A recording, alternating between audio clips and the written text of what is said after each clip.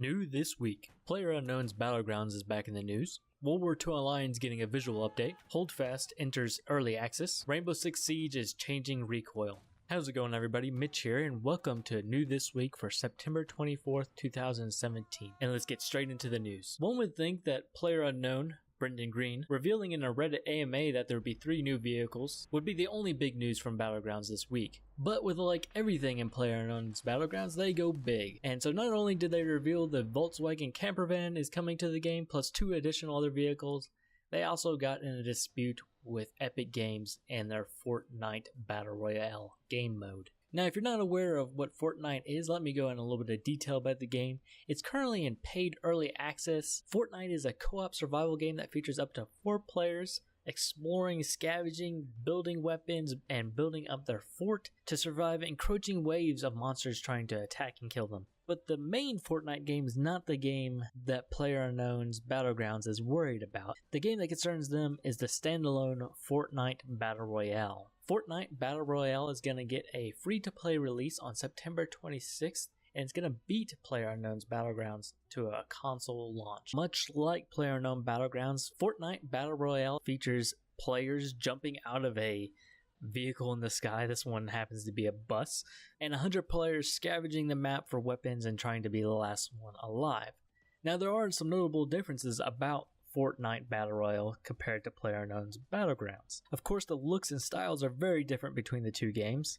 But another major difference between the two games, Fortnite Battle Royale allows you to build your own cover and traps, which is a pretty cool feature for a Battle Royale game. But according to Bluehole's vice president, I'm going to call him Mr. Kim, they are concerned that Fortnite may be replicating the experience for which PUBG is known. Now, this has drawn the ire of many Battle Royale fans because while yes, Brendan Green, the designer of PlayerUnknown's Battlegrounds, did work on H1Z1, he does not own H1Z1's Battle Royale mode, and he definitely took a lot of components from that and started PlayerUnknown's Battlegrounds. If Bluehole, the makers of PlayerUnknown's Battlegrounds, are worried about Fortnite Battle Royale replicating its gameplay, then I think Daybreak Games may have something to say about PlayerUnknown's Battlegrounds replicating H1Z1. Or what about the fact that PlayerUnknown Battlegrounds basically took character costumes from the movie Battle Royale and put them in their game? There's a lot of replicating going on here, and I don't think that's the real issue as well, because most of these companies are being transformative.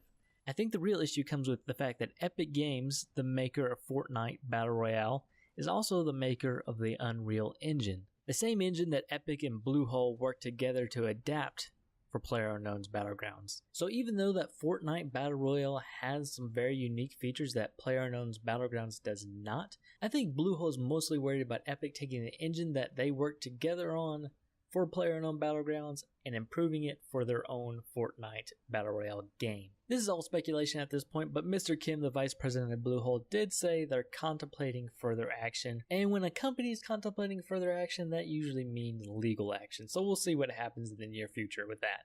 Next up, we got some information from a Steam community update for World War II Online that revealed that over 45,000 people have signed up for new accounts, with the game only being released on Steam for 17 days, which is awesome news for such a small indie team, and hopefully they'll have more success in the near future. In the same community update, we also got some information about new models coming inbound to World War II Online. Vehicle crew members will be getting a visual overhaul, and we got a good example of this with the preview of the 88mm, what it looked like before and what it's going to look like in the near future.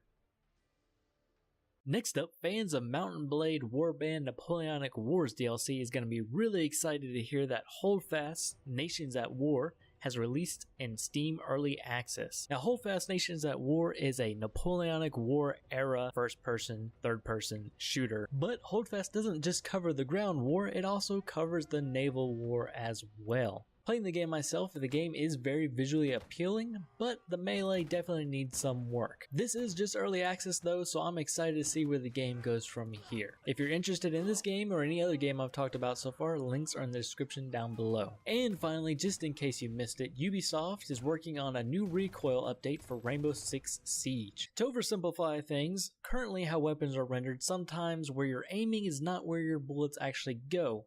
Ubisoft is looking to fix this with a more predictable recoil pattern, much like what CSGO currently has. So wherever you aim your gun, the bullet should follow. Now Ubisoft is still testing this feature, so no decisions are final, but definitely keep your eyes open on the Rainbow Six Siege Reddit so you can see if there's going to be another round of technical testing so you can try out the new recoil for yourself. That is going to do it for this news this week. I hope you guys enjoyed it. It was a relatively small news week this week, but as always, if I missed something that you think I should know about, please let me know in the comments down below. But until next time, have a great one, and later.